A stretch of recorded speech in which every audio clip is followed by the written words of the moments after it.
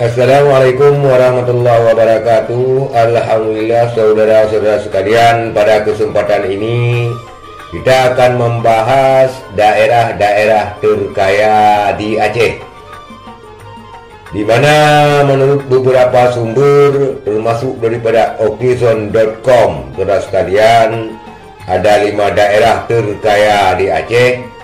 Apakah nomor urut 1 kota Luk Sumawe ataupun Aceh Utara, di mana kota tersebut adalah kota petrodolar dulunya ketika jayanya Arun LNG, ataupun Aceh Utara di mana adalah penghasil minyak dan penghasil gas terbesar di Indonesia pada waktu itu, yaitu di ladang gas Arun.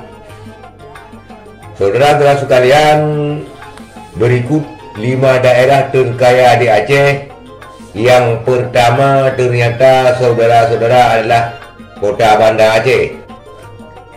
Kota Banda Aceh dengan total PDRB per kapita per tahunnya ataupun per tahun 2021 mencapai 78.158.000, ataupun pendapatan rata-rata per bulannya penduduk Kota Banda Aceh per kapita mencapai 6.500.000 sekian, saudara sekalian.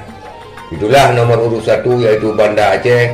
PDRB, pendapatan regional bruto warga Banda Aceh, mencapai 78.158.000, ataupun per bulannya 6.500.000 sekian.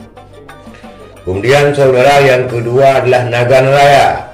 Nagan Raya dengan PDRB pendapatan regional bruto mencapai 53.834.000 per tahun 2021, ataupun pendapatan per bulan per kapita warga Nagan Raya mencapai 4.486.000 sekian.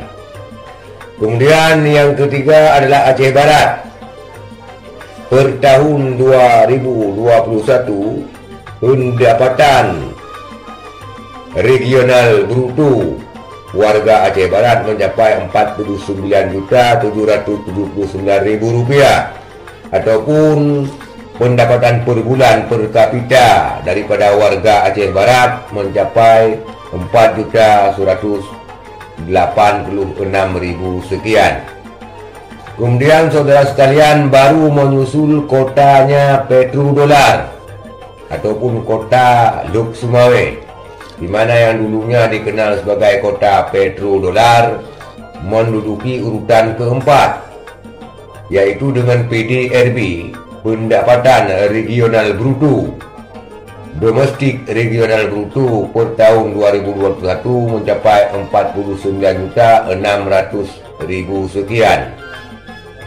Dan dengan total rata-rata pendapatan per kapita daripada warga kota Luk Sumawe per bulannya mencapai 4.133.000 sekian, saudara-saudara. Kemudian yang kelima baru menyusul Aceh Utara.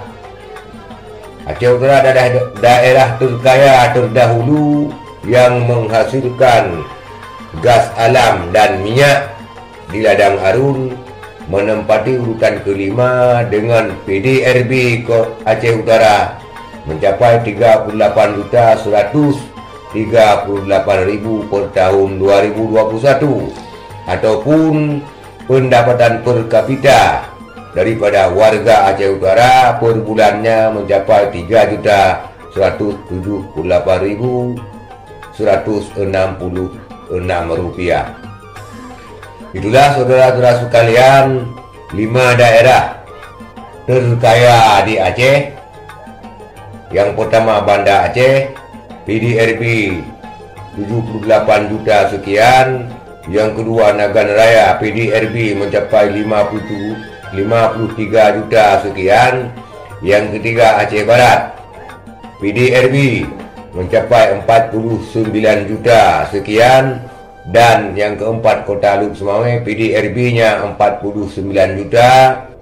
Dan Aceh Utara dengan PDRB 38 juta sekian per tahun 2021.